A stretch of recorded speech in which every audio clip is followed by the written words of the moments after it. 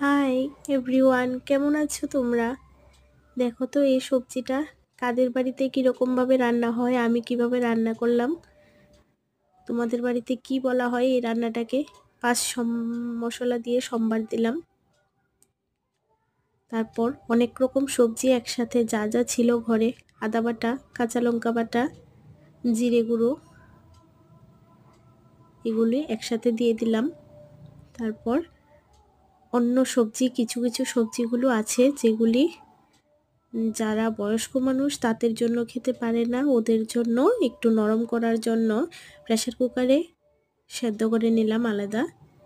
যেমন কুমড়োর ডগা, তারপর আলু, মটরশুঁটি, গাজর, বিট, এগুলিকে আলাদা একটু সেদ্ধ করে নিয়ে তারপর দিয়ে দিলাম।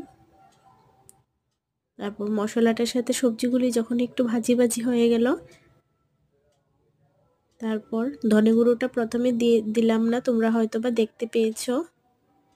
ধনে গুঁড়োটা দেইনি এই কারণে শেষে একটু দেশি ধনে পাতা দিব।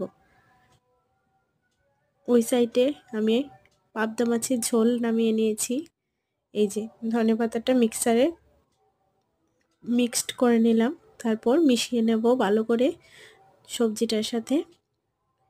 তোমরা কারা কারা সবজিটা খেতে ভালোবাসো, আর এই সবজিটাকে তোমরা কি নামে চেনো আমাকে বলবে, কেমন হয়েছে দেখতে কমেন্ট করবে। টাটা।